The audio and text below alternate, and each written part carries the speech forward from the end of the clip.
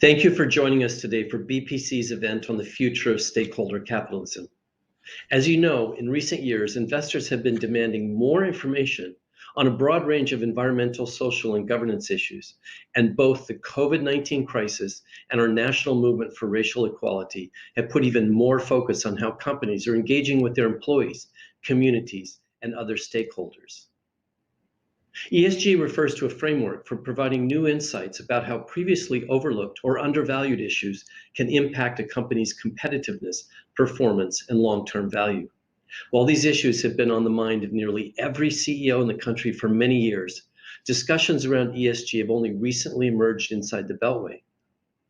Interest among policymakers has been growing, however, and as President Biden has already made clear in his first few days in office, this is quickly about to change. I am pleased to have recently agreed to serve as chair of a new project at the Bipartisan Policy Center on ESG. Our group hopes to create an objective, bipartisan forum to educate policymakers and support the development of sound policy approaches towards ESG that balance the needs of investors, corporations, and other key stakeholders. While ESG disclosure standards and the analytical work to assess and measure ESG-related risks and opportunities are still evolving and maturing, policymakers here at home also confront rapidly developing regulatory frameworks abroad. International coordination efforts are critical to avoiding incompatible requirements and market fragmentation. This will be my second project with BPC, having previously co-chaired the Executive Council on Infrastructure. And this is exactly where BPC excels, overcoming partisan battle lines and providing balanced information to decision makers. I am thrilled to join the BPC in creating a bipartisan forum to help create more standardized ESG disclosure with a diverse range of market actors. Please follow our work over the coming year as we seek to provide clarity to E, S, and G and help chart productive ways forward. I now turn you over to Tim Doyle with BPC to introduce our first guest.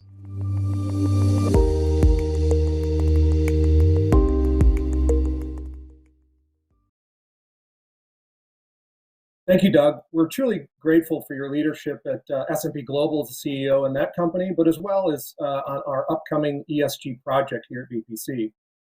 As Doug indicated, corporations have played a crucial role during this pandemic.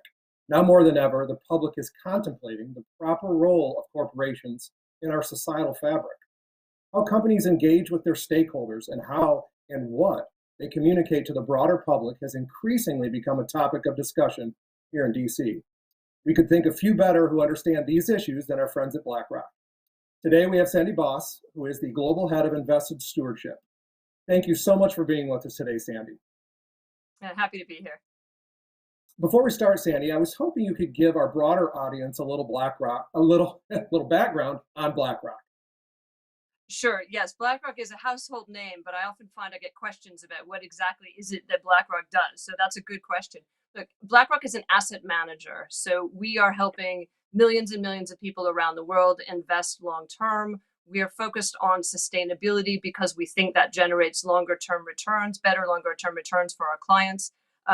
We are thinking about how we can make investing more accessible and more affordable. So if you think about what is being an asset manager, that means being an intermediary between the sources and uses of capital. So that's then investing in how businesses are growing, in job creation, in the economy. Importantly, though, Blackrock, we're not a bank. We don't have a big balance sheet. The money that we manage is our clients' money, and we're doing it, on behalf of them. Now, the great news about what we do, mutual funds, exchange traded funds, is that they've made investing more accessible. You can get a diversified portfolio, relatively low cost. It's simple. But of course, the popularity of these funds also means that we and other asset managers have become much larger, which then makes people know our name and be really interested in what we're doing.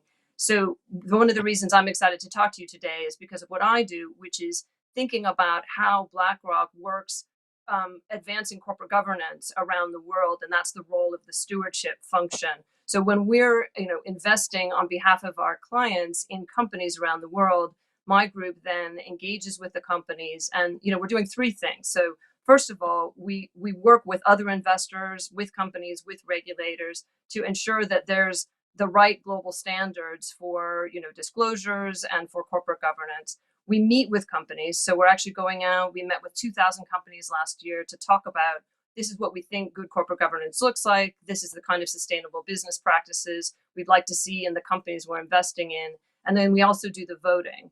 And that's, if clients have asked us to vote. The point I would make about voting is, this is tens of thousands of management proposals for those who aren't familiar. It's also shareholder proposals. We and all investors we're minority investors in these companies. Classic asset managers are minority investors. So we're adding our voice and our vote into a collective decision, but we're not controlling the company. We're just making a vote. So I'll stop there on BlackRock and we'll move into purpose. Perfect. Well, I appreciate that background. I know that was probably helpful to most of the audience, and even for me, who knows who you are. It's always good to hear it re-described. So I want to jump right into it, and we're going to backtrack a little bit back to 2019. Back in 2019, Business Roundtable, for those that don't know Business Roundtable, it is an organization here in DC led by essentially the CEOs or heads of many of the largest companies in the country. However, they created some shockwaves back in 2019 when they came out with a statement about the purpose of corporation. Specifically, they asserted that all relevant stakeholders, which includes communities, suppliers, customers, along with shareholders, should be a priority, as opposed to what had been thought of the focus just being on shareholders. While some referred to this as a sea change when it came out, others insisted that engaging with all relevant stakeholders was just a hallmark of a well-run company. So I wanted to ask, how does BlackRock interpret the BRT, Business Roundtable, statement on the purpose of corporations, in particular, given the COVID crisis? That's a great question. Well, look, I think Larry started writing his letters to CEOs of companies in 2012. And the logic for that was he was worried about short-termism. He was worried about CEOs being pushed into doing things that made sense today, but didn't make sense for the decades which we need to be invested in on behalf of our clients. So what he said, though, was he got some shockwaves in 2018. So that letter was a statement of a sense of purpose, and it was two things. One was, don't just focus on financial performance. You need to think about your role in society. And then also, very much like the BRT statement, it was think specifically about your duty to your stakeholders. And he enumerated, a similar list. It's not just shareholders, it's employees, it's communities, it's customers. So I think we similarly saw the shock wave. But interestingly, I've been engaging with companies, my team has been engaging with companies in the context of COVID. And for many companies, this is in fact how they've run themselves. It's also how companies are learning to run themselves in the context of the second big crisis that we've had in the course of the last 11 years. Because if you think about it, what's wrong, what's troubling in society right now, some of it started with the great financial crisis, and then it got exacerbated by COVID. So even after 2008, 2009, we had a lot of inequality issues rising. Globalization was going backwards, more nationalism. A lot of the issues that were festering around inequality really then, kind of peaked in the context of COVID. And many people looked around and they said, governments are doing a lot, but maybe they're not doing as much as they could. And they started looking at companies and said, we're expecting more of companies. And, we've met with, almost 1,000 companies specifically around COVID and social issues over the course of the last year. And, we see companies doing amazing things. So like the food retailers who are hiring more workers, protecting the ones they've got, thinking about how to protect their customers. They're taking care of suppliers and, extending the net to make sure that they have a business that lasts. There's some really great examples from healthcare too, companies that they start making tests and then they share them with their employees and their employees' families and their local communities. So we're positive on the direction of travel, but it is, I think, for some still a shock that it wouldn't just be shareholder. Right, and it's on that point. One of the questions that keeps coming up a lot in some of our discussions is, as the BRT's letter and others have talked about stakeholders in general, shareholders are obviously one of those stakeholders. The issue that many people have is how do you prioritize when there's a conflict between the stakeholders?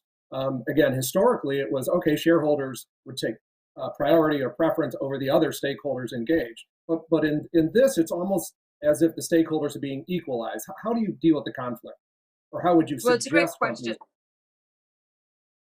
I think that in the long term, what we're increasingly observing, and I mentioned some of our research on this, is that it's a false trade-off. So if you looked at what Larry said in that 2018 letter, he essentially said, if a company doesn't have a sense of purpose, if it isn't actually thinking about its stakeholder relationship, over time, it's going to run into problems. And so a company that's being pushed and pushed and pushed to distribute everything, profit max, distribute everything, that company isn't investing in its employees. It's not thinking about innovation.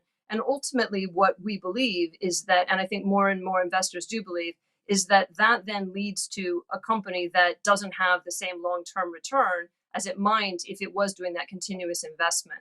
So what I've been fascinated by is talking to companies about how they think about stakeholders. And I think there's three key things to think about, because there are trade-offs. I mean, resources aren't unlimited.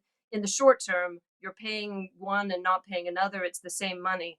But first of all, what's the definition of stakeholders? So understanding and identifying them really well, that's really important. And sometimes it's a funny term, but they self-identify as your stakeholders. You don't know that they are, but if they think they are, they start to matter. Second thing is really understanding their needs and considering them when you make decisions. So it's not just the financial consideration, but it's how will this affect financial and stakeholder considerations. And then the third thing that's been interesting, talking to some of the best CEOs on this subject, is thinking about reality and perception. So some of us in business will say, what matters is I know what's best. I know what's true. My stakeholders don't understand me, and therefore I disregard their concern. But I think companies do that at their peril, because if it's a significant stakeholder group and they do have a concern, that then can build. So, what we're seeing now in research is that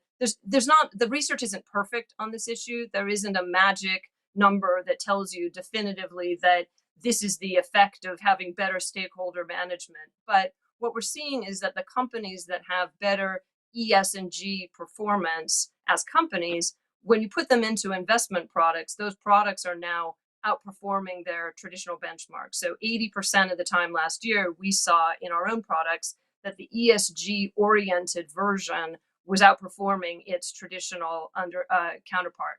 So we think there's really something significant here, because we're seeing more and more investors start to move money toward these type of companies and away from those that they might be concerned about in terms of their ESG proposition. Yeah, well, I'm glad you brought up this past year, because it's obviously been extraordinary on a number of different levels. And in particular, I wanted to ask you about the social upheaval in the wake of, obviously, the pandemic. We have now hear on a pretty regular basis a lot of talk about diversity, equity, and inclusion. And so I asked, well, what is Blackrock, or what do you think the responsibility of companies, their responsibility is in addressing these concerns? To what level do they get involved? Well, it's a great question. Look, I think, as I mentioned before, that these are key issues for our stakeholders, for our workforce. They're key issues for our customers. They're issues for our communities that we're operating in. So I think we ignore them at our peril. And so, if we think about the conversations that we have with companies and our stewardship team, the dialogue is about, are you treating your employees fairly? Are you taking steps explicitly to address racial and gender equity, diversity, equity, and inclusion issues, so that increasingly the population that you have inside your company looks like the community in which you're operating.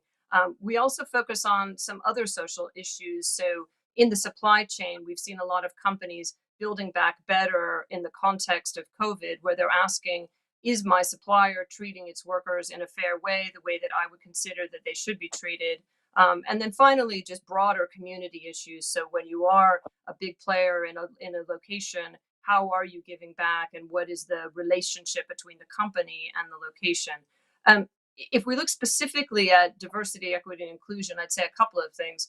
first of all, BlackRock as a company has made a lot of commitments about what we need to do to be better on racial diversity in our own business. So that relates to commitments we've made about attracting, retaining, advancing ethnic minority employees. It relates to how we work with ethnic minority owned businesses, whether it be suppliers, whether it be brokers, asset managers. And we're also working on more impact products where we would consider ethnic minority owned ventures or targeted businesses as investment propositions. In stewardship, we've done two very specific things. So one of the things we've done, Tim, is we've been more specific in our expectations around board diversity. So I think we and many other investment managers have for years talked about the importance of diversity, and gender has been a real focus. But now we and other asset managers have asked for disclosure on racial diversity in key markets where there is an important question, because we think that tone from the top is quite important. So, we're believers in diversity of thought, but we're also very interested in that tone issue and the direction that's set. We're also asking at BlackRock for disclosures on what companies are doing to advance ethnic and gender diversity issues in their workforce. And that includes in the U.S. EEO-1, for example, which is the disclosure that companies make to comply with regulation.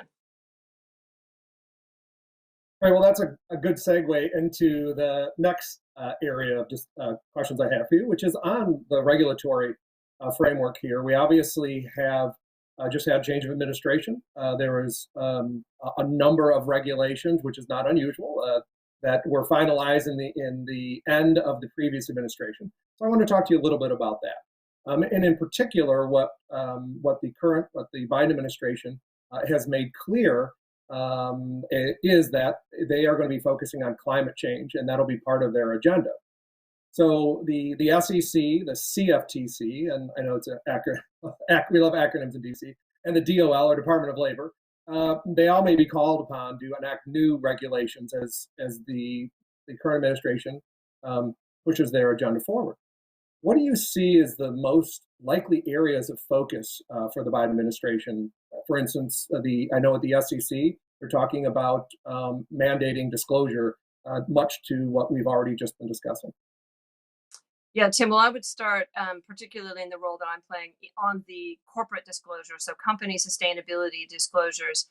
As you know, or many listeners may know, we asked about a year ago in Larry's 2020 letter for disclosures according to TCFD, that's a task force for climate-related financial disclosure, and sustainability accounting standards, or SASB disclosures. And the reason we did this is two reasons. One, we need that information about companies so that as investors, we're able to make decisions about whether companies are prepared to manage, a transition to a low carbon economy and do so in a just fashion. But the other reason that it's beneficial is it's easier for companies. So if companies right now are asked for lots of different types of disclosures, it's very inefficient for them. And we'd much rather see them focusing on how they make their businesses more sustainable and generating more value, as opposed to dealing with a flurry of different requirements. So, we would love to see a scenario where this became a priority for the SEC. There's been a lot of momentum. So the 5 standard setters, SASB is one, GRI is another, have come together and said they want to work together to create an integrated standard. We've also seen the IFRS Foundation say they are willing to set up a sustainability standards board, which would actually be a home for the work of those standard setters. And so the ideal is that as individual countries, and the US being one of the most important ones to make this decision, think about what they want for sustainability disclosures, the more that they can leverage off of those existing private sector initiatives, that'll be better for all the companies who are already well down the road on reporting on them. And also, I would just mention that we're extremely hopeful that the new administration in the US can work with Europe and that we will get complementarity. All of us benefit from global consistency and ability to compare. And, that's I think something I'd love to see. But definitely corporate disclosures would be kind of my number one on the wish list. Now, I know the question that many companies have, it has to do with whether the SEC is going to mandate those disclosures. Are you more in favor of a framework, an agreed upon framework, let's say by the SEC, almost a principles-based framework, where then companies would use to disclose? Because there is clearly a focus on mandating it, regardless of what the companies may feel about disclosure. No, it's a good question. Have Well, you- look, I do think that having a regulator come in with a strict expectation would help companies, because we do hear from companies that absence that guidance, it's very difficult for them to feel comfortable disclosing often very detailed information without understanding kind of the legal context in which they're doing it. Now, as the SEC thinks about what they will do, there's kind of two choices they have. One is principles versus strict rules. And so principles based, if it's done in a way that gives comfort to companies, that can be extremely effective, and it acknowledges the differences. When it comes to dictating any specific metrics, then that's where we'd love to see them focusing in on some of the existing metrics and standards, as opposed to defining a new set, which I think they're unlikely to do. The other dimension is, what is the nature of mandatory? And there are questions about what size of companies these type of disclosures might be mandatory for. I've heard some ask, what about a European model where they use comply and explain? So I do think that seeing most big companies moving in this direction with support from the SEC would be a fantastic outcome. And I think it's great if they're thinking about some of those other flexible models for how they can make sure that they're getting to the right companies while being proportionate. I know I was a regulator. It is important to be proportionate. There are a lot of listed companies in the US. Some of them are very small. And so how do you think about that question? I think that's quite important. And I know you a couple times mentioned the Europeans, and I know BlackRock is a global company. And I know that in Larry's letter this year, he talks about a global standard of being a goal. For those that have been following this, to say there's a sea change, a huge difference between where the Europeans are and where the U.S. Currently is. Is it feasible to have a global standard, or is that a long-term wish list? I think it's feasible, but I think I'm not in a catbird seat to know probabilities on it. So I think the biggest challenge that I see is most of the dialogue around the world makes a distinction between what they would call material for investors type of disclosures and what's often called double materiality, which is the materiality to society. And Europe is a leader in trying to think about both. And so they want to have standards that enshrine both. Now, I think the rest of the world is not likely to catch up or to agree with that double materiality approach soon. So Europe, I think, has a choice, which is they could say, and I think it would make a lot of sense, for the investor materiality, the things that are financially material that investors care about, we want to be in a global world and we'd like to align on that. And then I think they will be leaders on the kind of reporting that they want for society. And it's interesting, GRI is actually a natural partner for the EU in thinking about that side, because that has traditionally been their focus. So there is a way out of this, but it will take, interest on all sides for it to happen. Wonderful. That certainly makes sense.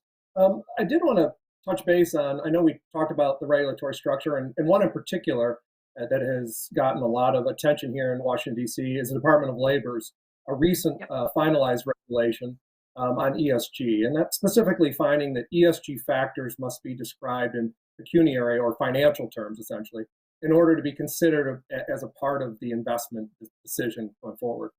I know BlackRock has obviously been talking about ESG. You've been a leader in that discussion, and have always maintained that ESG factors are in and of themselves an investment risk. So there seems to be either a disconnect or a disagreement in the role of ESG factors in investment decisions. How do you see this conversation evolving under the new administration? No, it's a good question.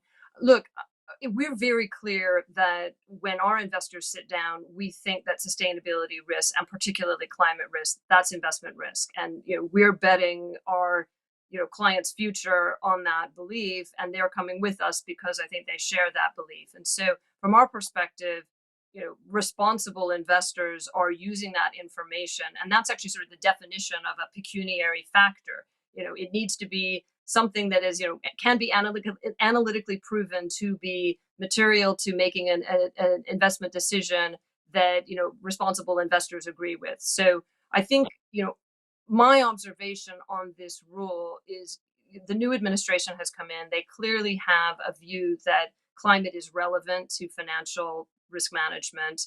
So I think that's beneficial from our perspective. When we look at that rule, it's come into force. So, January 12th, that rule has come in. And I think it's on the list that the Biden administration has, pointed out as one that they will review.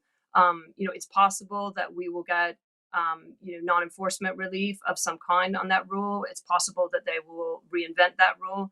I also think it's possible that we will see, reconsideration of whether ESG funds, when those funds are managed as we're describing, consistent with the fiduciary duty, consistent with a risk return mindset, that those could be part of ERISA default plans. And I make a distinction there because there is also impact investing, which is very clearly values and value driven. And I understand, that that's a different choice, but I think for a better S&P 500 product that is taken out certain lower performing ESG companies, moving to better performing ESG companies in a tilt that's performing better than its traditional index, that from our perspective would be a very suitable investment product to be offering broadly and in ERISA funds as options. Yeah, and I know we discussed this before, that Larry Fink even talked about, hey, this rule might not be as bad as everyone thinks it is, because if you're looking at ESG the way BlackRock is looking at ESG, there will actually be increased investment as a result of it, because these are pecuniary interests. So it'd be interesting to see. But that brings up my next question, is something that we're dealing with at BPC, and those of us that were at the beginning of this program heard from Doug Peterson, the CEO at S&P Global, which is defining ESG and what it is. It depends on many ways. Who you are and what you're using the information for is how you define it. So we obviously, there's going to be some regulatory actions tied to ESG. And so I wanted to ask, do you think would be helpful if there was a consensus on what ESG is or maybe is not, or at least identifying the differences of opinion for the policymakers here in DC? Because we see it, and Sandy, you and I have talked about this before, it just depends on who you talk to. They're sometimes speaking completely different language, but they all refer to what they're talking about as ESG. Yeah, no, it is the three most abused letters in the alphabet in terms of clarity, I think. Look, I would say a couple of things. So we do need a common language, and we need it because global policy ideally is all going to be talking about the same thing. There's a ton of investment that must be done in order to manage this transition. I mean, trillions and trillions and trillions of dollars of investment. And also, investors need to understand better. They're worried, am I buying a product I should trust, or is it greenwashing because maybe it's labeled ESG, but it's actually not? So I think there's three things that help. So one, I've already discussed, which is ensuring that we have standard corporate disclosure, because if the data about the companies is consistent, that's the foundation that then products can be built on. There's two other things that I think would be really, really helpful. So the first is, what is an ESG activity? What is a green activity? And this is something that the EU has worked on. I think they're taking a pause right now in their analysis and implementation of this. The challenge is, in a world where things are either green or black, a binary choice, there aren't enough green activities right now, pure green activities right now. There are many activities that are part of the transition, but that need investment in order to become greener over time.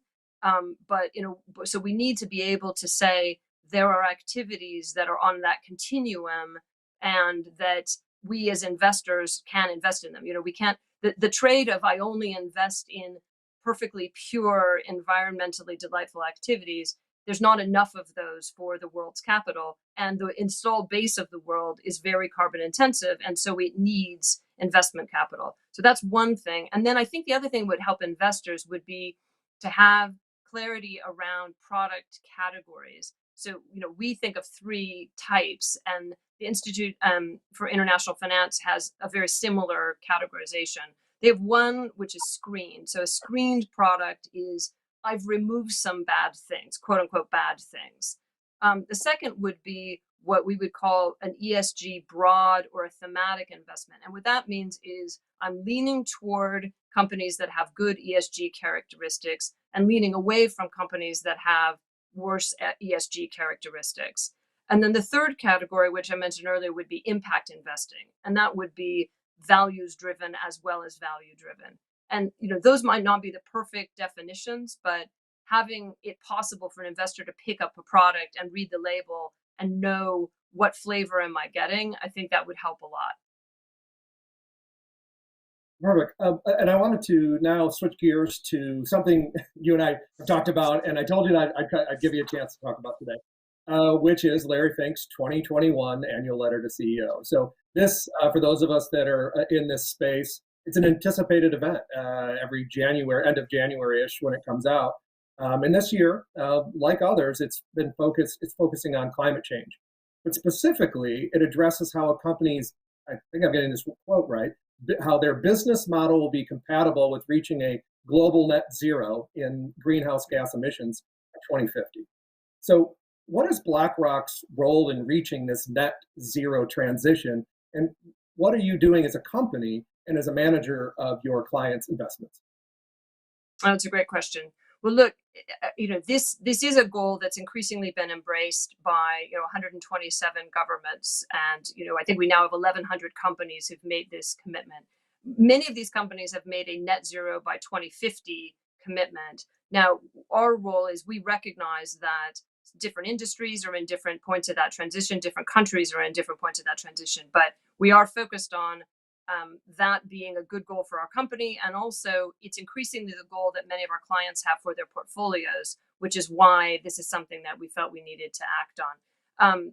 And again, this is all motivated by that belief that climate risk is an investment risk. So specifically what we're doing, first of all, as BlackRock, we are making commitments as a company around releasing our scope 3 emissions. We've already done a TCFD report. So we are walking the talk of what we're asking companies to do. And we will be setting targets, not just a long-term target, but interim targets for how we are managing those emissions. But what we're asking of our clients, there's really three things. So not asking of our clients, but doing for our clients. I should clarify that. The first thing is really focus on measurement and transparency. So we've talked a lot about all these disclosures and the analytics. And if we can't measure it, it's very difficult to manage it. That's kind of a classic American business concept. And this means being able to measure what is the temperature alignment in a portfolio, being able to help clients manage the temperature alignment of their portfolios more broadly. And we're also going to have a target where we will say in our client portfolios, this is the percent that we think will be aligned with net zero by 2050. We want to set an interim goal for 2030. The second thing we're doing is changing, continuing to change our investment management suite. So we introduced, almost 100 products last year, specifically around ESG-oriented solutions for clients, and that will continue.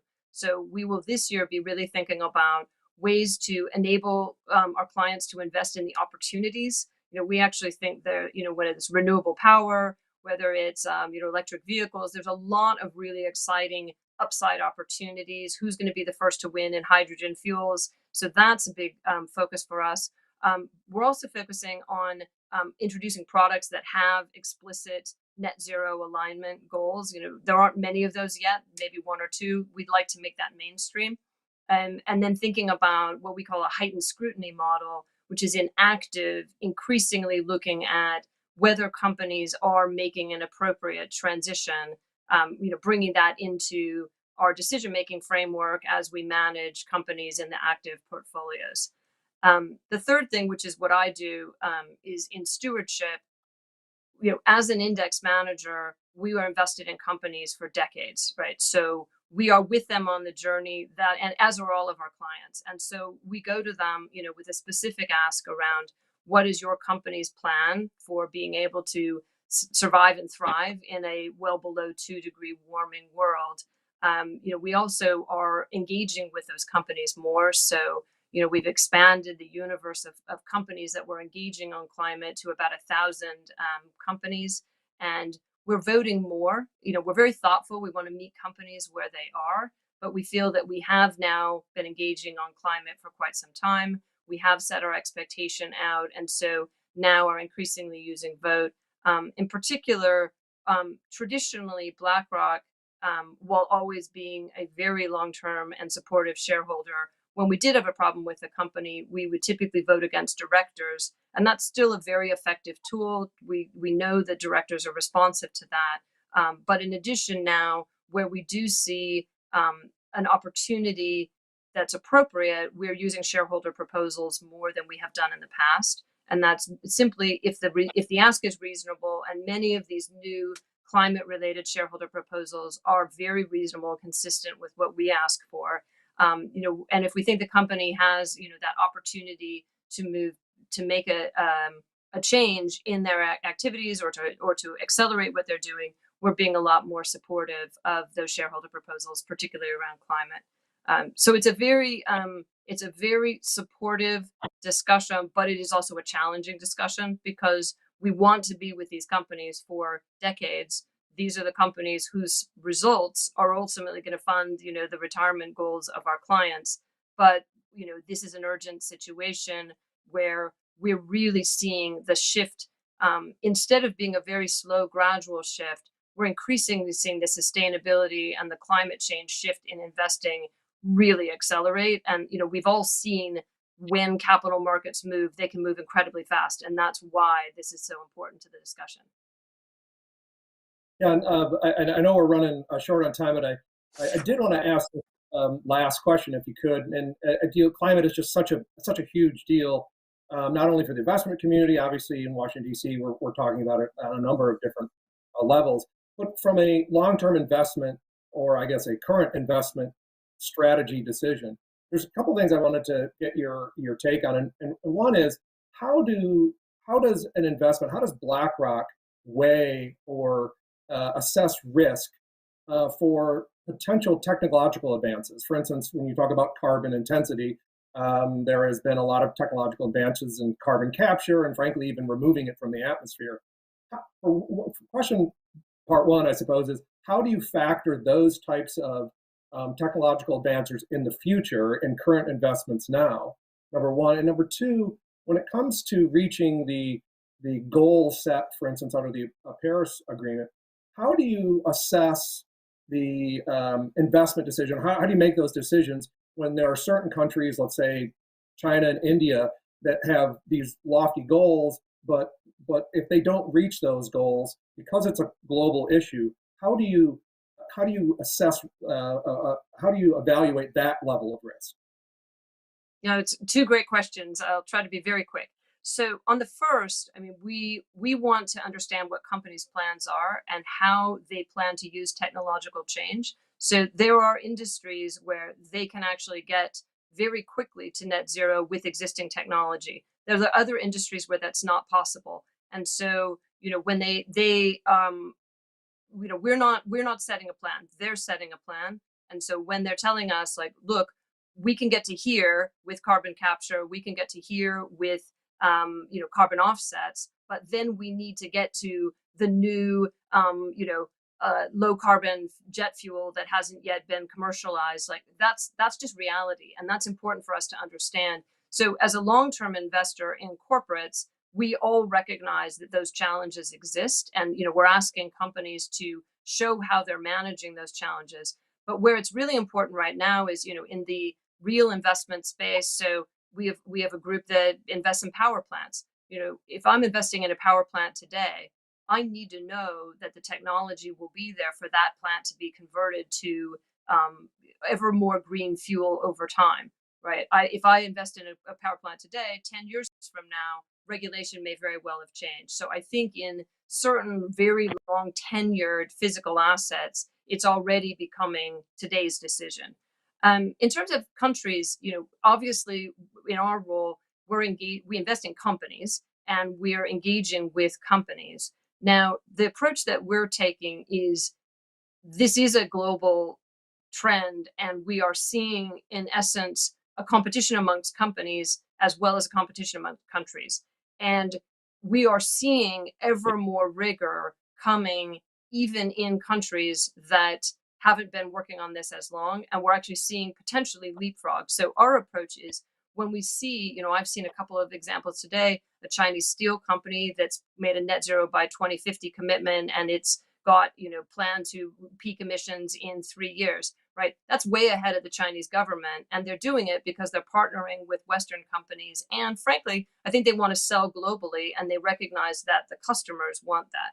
On the other hand, we will see large carbon emitting companies in Asia where we're beginning the dialogue right now. And, one of the reasons that I mentioned voting as well as engaging is that is significant. And there are examples, thinking of a Korean utility where we've engaged with them for a number of years. We voted against directors on some of their carbon financing activities, and they made a huge announcement recently about how they're transforming what they're doing, partly because Korea made a net zero by 2050 commitment, but also partly because we and other investors were, basically saying, we don't see the long-term strategy here. This doesn't make sense when we think about how you're going to generate value long-term.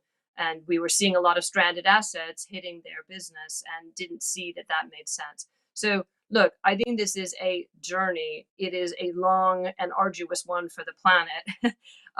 We are, right in the teeth of it, and working as hard as we can. And stay tuned, because I'll have more battle scars, in the next 6 months and the next year as we go through all this. Right.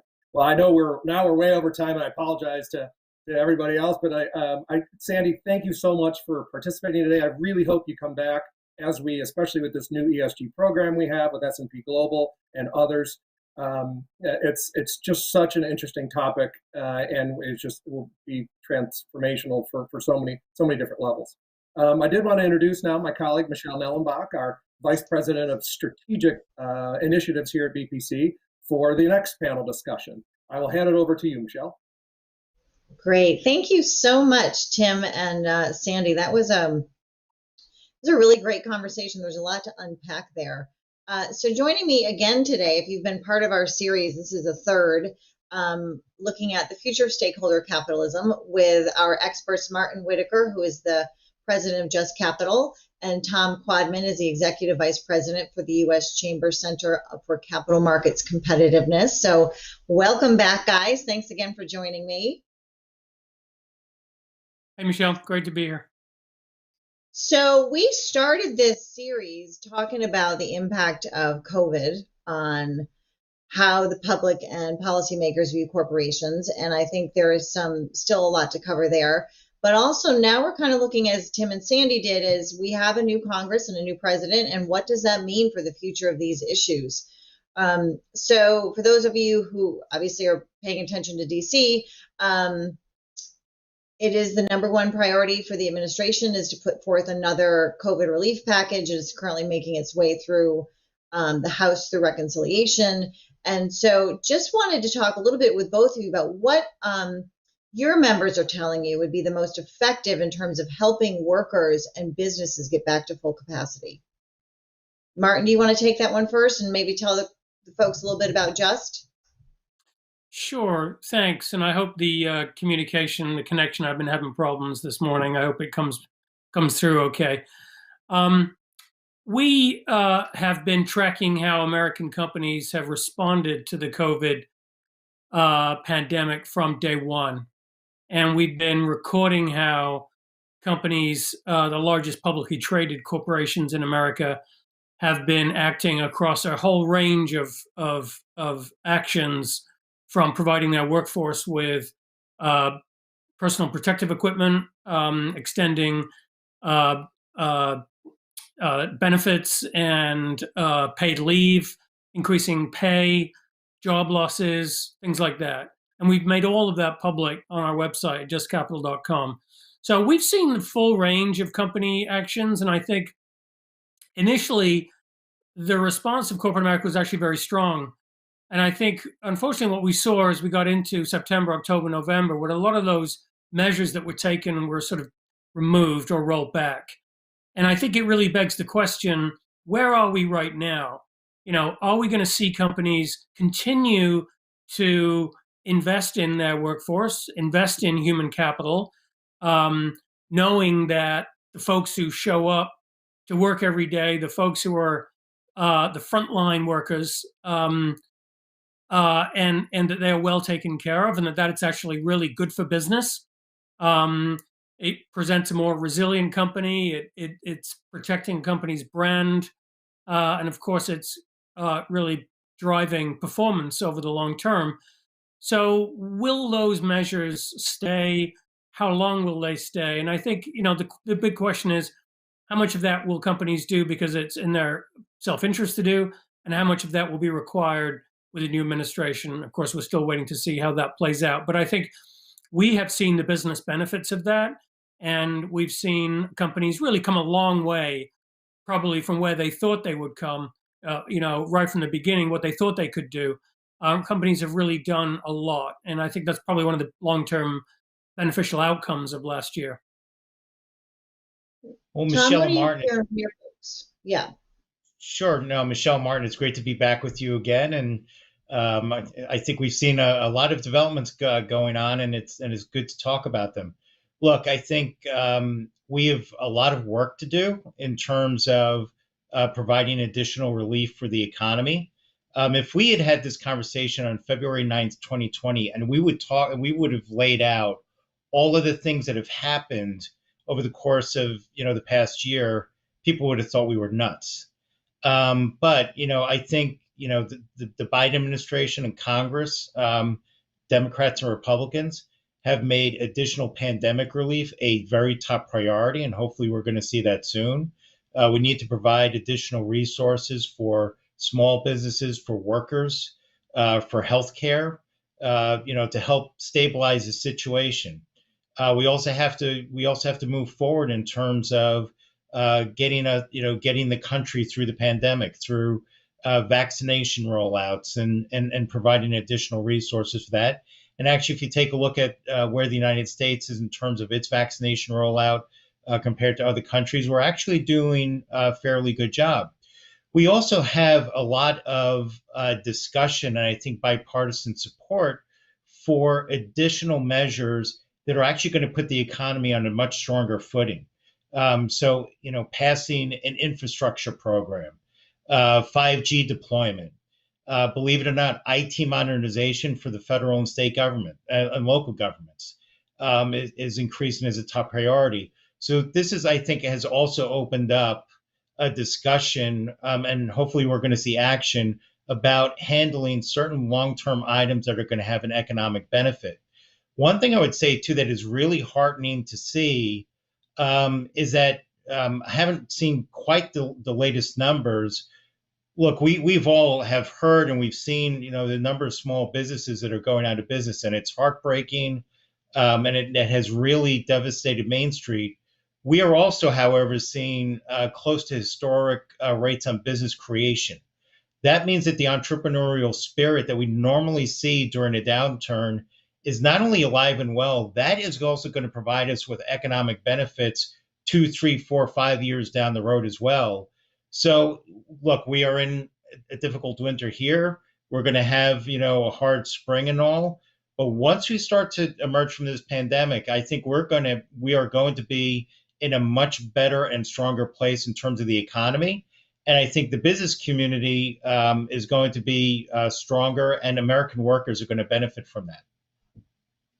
Well, let's hope that's the case. So I want to dive in a little bit to what is going on in Washington, and we'll get to the SEC in a second, because I think that's where there'll be quite a bit of activity. But so looking at the new Congress, yes, Democrats control both the House and the Senate and the White House. But we know the margins are very, very tight in the House. It's 50-50 split in the Senate. And so I think that is kind of interesting when you're looking at the stakeholder capitalism, ESG issues, because they're not, I don't think these issues are going to fall down on typical partisan lines. Like the Republican Party is really not as much the party of business and corporations as it once had been. There is a strong populist brand, obviously, within the Republicans now. You can't pick up a Washington paper and not hear about the new power that Senator Joe Manchin from West Virginia holds. But he comes from West Virginia, where they're very reliant on coal and carbon, and how does that impact what we can do on climate? So I'm just kind of curious what y'all's thoughts are on what, if anything, they could potentially do around some of these issues in Congress. Again, I just think that it lends itself to some strange bedfellows, and it's not really clear to me yet where the coalitions are going to lie. So I'm just curious what your thoughts are on what, if anything, Congress might do. Tom, do you want to jump in on that one? Sure. Well, Michelle, I think you're right in that we have historically tight margins in both the Senate and the House. And I think one of the things that the American people did was they said, fine, we're going to have closely divided government. We want you to work together. Now get to it.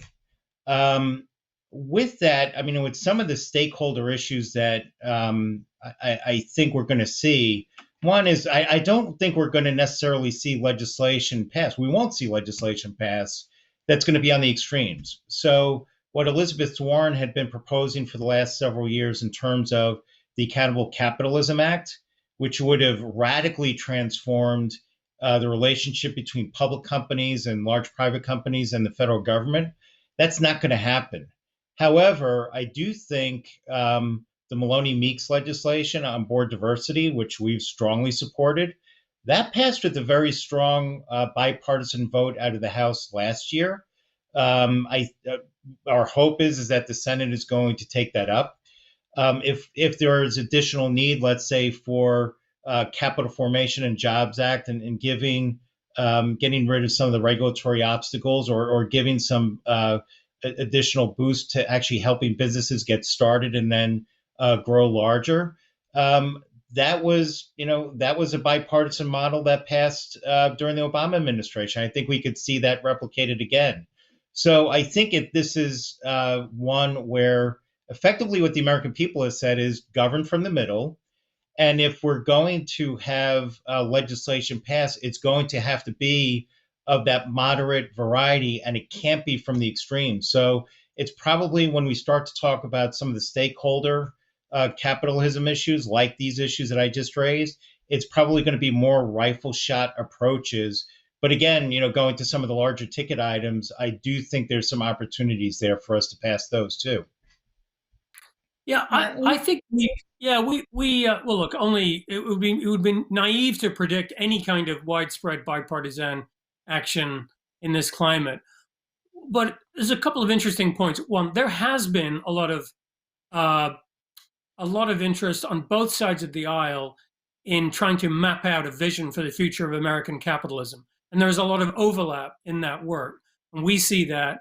We've been tracking that. And I think I would agree with Tom that there's definitely the potential for a sort of unifying vision that is in the interests of all Americans. And that's something, obviously, that Just Capital, that's a message we hammer home all the time. One of the reasons we do that is in our polling, we do divide partly our survey work and our focus groups and our polling by political ideology.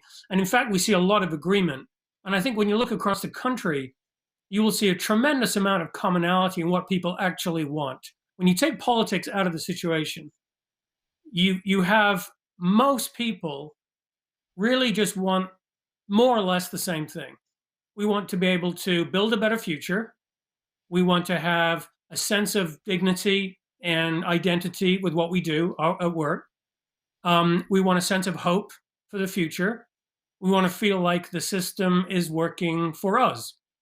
And when you don't have those things, when you don't feel connected, when you feel like the markets or big business or the private sector is working for somebody else, some other interest, then bad things happen. And I feel like that's a sense. I think we need to create a sense of bipartisan ideal around capitalism and the future of the markets. And if we can, if we can do that, then you've got a tremendous amount of business leadership ready to turn that into action. Certainly a huge amount of capital flowing into the markets that are looking to support companies that are trying to do the right thing. We see that adjust every day. And now you have a consumer who seems much more aware of business leadership as it relates to a whole array of social issues. So I think you've got a really great conditions, ironically, even though politically we're probably more divided than we have been for a long time, the conditions for the kind of unanimity around the vision of future of American capitalism have never been better. Great. Wow. That's you're just painting a lovely, very optimistic picture here. It's great. Enough of these by now. I play the optimist, but I'm just reading back to you what we hear from our polling, and that I think is as objective as it gets. And I just feel like we're hearing that message loud and clear. And we've heard it for a long time. So, so that's the reasons for my optimism. Well, but I think that too is that one of the reasons, I think anyway, that so many are looking for corporate America to address issues like climate change and racial inequality is because the government has not been able to really come together. It's been too partisan the last several years, and they haven't been able to really address these issues. Like Tom had mentioned, infrastructure. Both the previous two presidents came in saying they're going to do the big infrastructure bill, and then it didn't happen. And so it makes sense that folks are a little more optimistic that corporate leaders might be able to address some of these matters that really have not been adequately taken care of at the federal level, at least. So I want to talk a little bit about the SEC. Tim and Sandy touched on this some. It does appear that they're moving fairly quickly with nominations and getting folks confirmed, at least at the cabinet level. So hopefully we have an SEC in place soon. But it'll be new leadership.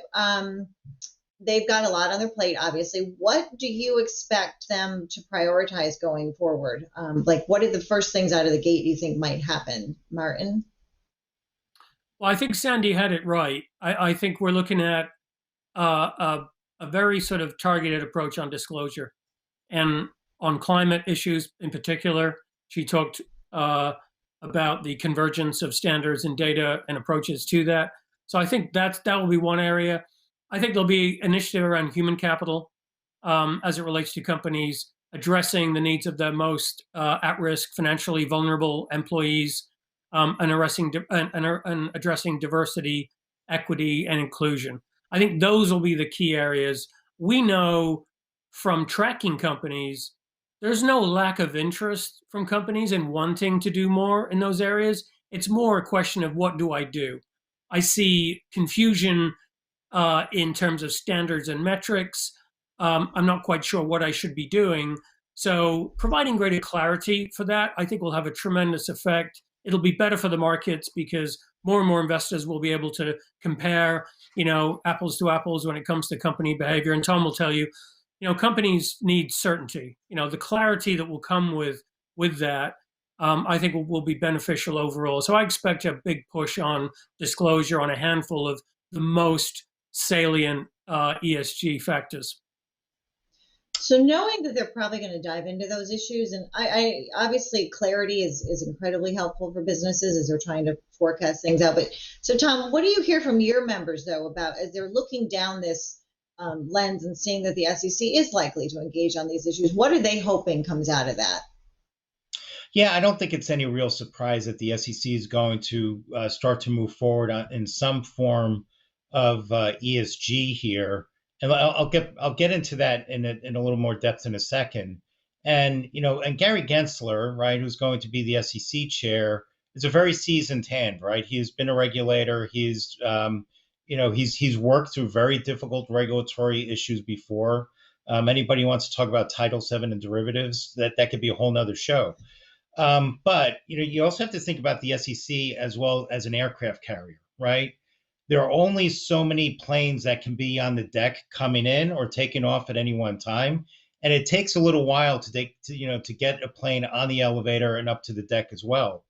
So when you start to look at some of the priorities that the incoming SEC has, right, it's climate change disclosures. I think human capital disclosures or additional human capital disclosures could be up there. There's been talk about doing things about stock buybacks. The SEC's, or at least there's been talk about maybe doing some more around regulation best interest. I haven't gotten to GameStop yet, right? So when you start to look at it in that way, you also have to understand it takes a while for proposals to get out. It took Jay Clayton almost a year to come out with his proposals on regulation best interest. So it is going to take some time for these things to come out and then to also to get approved.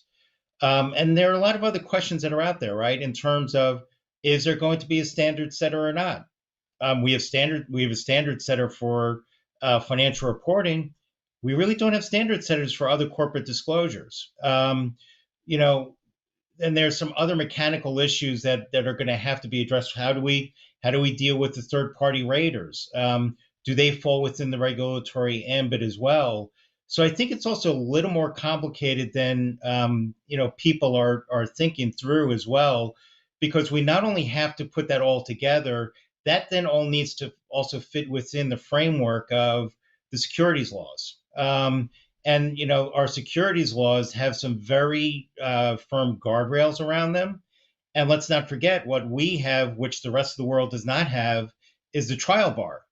So that was one of the reasons why when the past SEC looked at human capital disclosures, they actually tried to build it around the framework of what's already been happening in terms of companies and investors coming together and actually creating a disclosure that works best for them. So I think I think we're all in agreement. We're going to see activity and we will see movement here.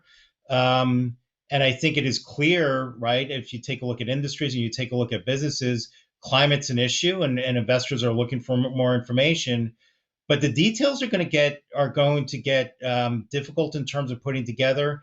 And it's going to take some time to do that. We're just not going to wave a magic wand and do that. And I know we've talked a lot about what's going on in Europe and in other places as well. And look, for somebody who worked for a decade on the convergence of international accounting standards, that is a very, very tough nut to crack, particularly when you start to look at what our securities law system is and then overlay the trial bar on top of that.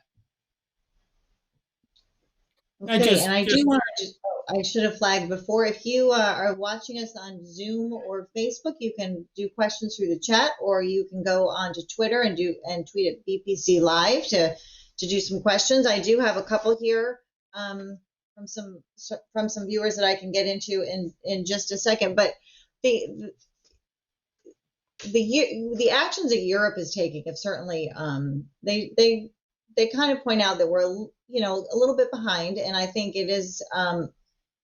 Given so many of most companies are international at this point, and so they're going to struggle to balance those two things that you had mentioned, Tom. And so, how do you think the U.S. regulations should and will compare to those coming out of Europe? Like, can you sync the two?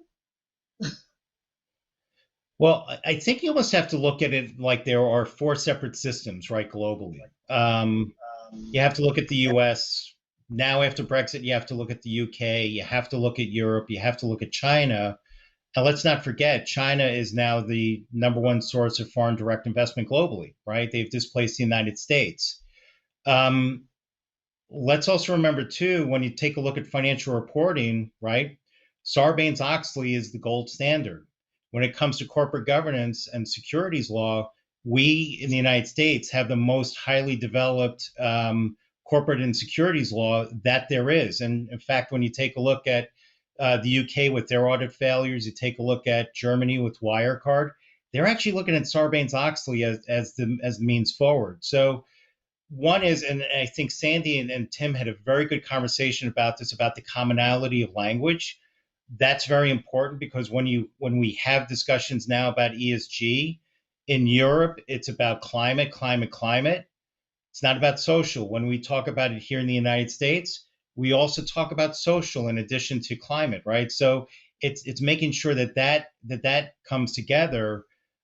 We also have a number of different Supreme Court cases about the materiality of disclosures and decision useful information for investors. That is not necessarily the same in Europe. So I think there's a lot there that needs to be bridged. There's a lot of work there that needs to be done. And what I think people in the United States need to remember as well, the global discussions that do happen here have an impact in the United States, and it is extremely important for the United States to be involved in those discussions as we can develop our own systems as well. There's a reason why when we could travel, I would go to Brussels 2 times a year to meet with the European regulators to talk about these issues and IOSCO, because that was going to have an impact here and vice versa. So we can't ignore that as we develop the standards, but we also have to see if there are ways that we can bridge some of those cross-border divides.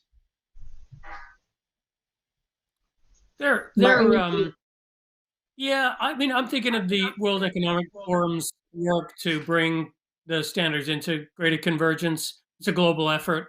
All those companies that have been contributing to that are large multinational corporations, to your point, Michelle.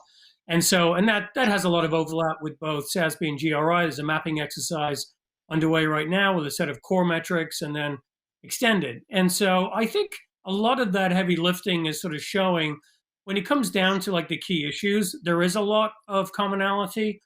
And, I'm going to make 2 points around all of this. One is the data. To Tom's point earlier, we have to make sure that the data that's entering the market is reliable. When you're talking about data that is supplying, entering the public domain, which investors are using in order to make investment decisions, then they have to know that that data is reliable, that it's somehow been verified, that it's something they can rely on when they're thinking about measuring or evaluating business performance. And there's still a lot of work to be done on data quality and validation. So that's number one. Point two, though, pulling in the other direction is, you just heard from Sandy, the largest asset managers globally are absolutely running headlong into this. And demand from investors for company performance data and evaluation is just skyrocketing. The flow of dollars into the ESG market is astonishing. And it's accelerating. So that needs somehow to be rooted in knowing that actually the companies that are in those portfolios, the companies who ESG investors are actually allocating capital towards, are in fact performing on ESG issues. So I think there's a tremendous pull for that, and that's why I think it will move faster rather than slower. And I think it's why companies know, even though from a regulatory standard standpoint is still very messy and uncertain, companies know which side of history they want to be on, and they're moving quickly to address that. So real quickly, because I just saw a little note come across the screen. Again, if you are watching us online, as everyone is, you can go to YouTube or Facebook and ask a question in the chat, or through Twitter at BPC Live. And so we do have a couple questions from the audience I'm going to turn to. One is from Hanadi, and it's, what is the most critical way that companies and corporations can assist in the national COVID-19 response effort beyond vaccine distribution? So let me answer that in 2 separate ways. One is, I think companies have done a lot, right? We've seen GM step up and Ford step up in terms of, building ventilators and helping distribute that. Companies have also, I think some companies have been in the forefront as well in terms of asking people to wear masks and to do different things like that as well. But I think companies are also trying to be very careful in how they are,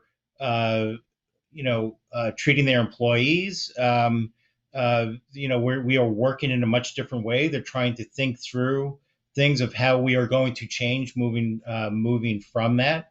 But I also want to raise one other issue, because we've also gone through a number of other developments over the past year. And one of the interesting things I just want to raise as well with the racial justice issues, we're also seeing companies, one example, really leaning in terms of also using their financial power on some of those issues. So as an example, we've seen Allstate, Wells Fargo had an announcement yesterday, Square, where they are putting their financial resources in with Black financial firms and banks and MDIs, not only in order to help those firms build muscle and the like, but also to provide resources to help Black entrepreneurs. So I think we are really seeing some unique business responses, not only to the pandemic, but to the racial justice issues. And I think businesses recognize that, in their role of being good citizens, they need to address this in terms of helping their consumers, helping their employees, and doing their part with that. Yeah, my answer would be to the single greatest thing you can do is listen to your employees. Every person has been having their own sort of private pandemic, meaning their journey through the last year has been intensely personal, including the complete sort of disappearance of boundaries between your work environment, your home life, the quality of your sort of work environment, how you're working with your families. We've heard a lot about the mental issues that a lot of workers have been having.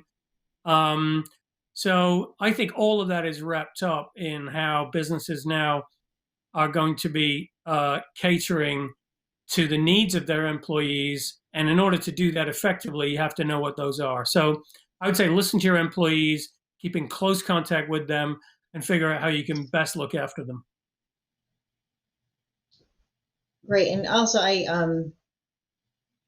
thank you for bringing up the racial justice issue, because I do think that is a critical matter as well for corporations to deal. It's obviously part of the S, and I know it has been a big focus for many organizations, including BPC, and I think it's corporations play a really large role in addressing a lot of those issues. You had mentioned the board diversity issues, but there's a lot more that goes on that they can help with.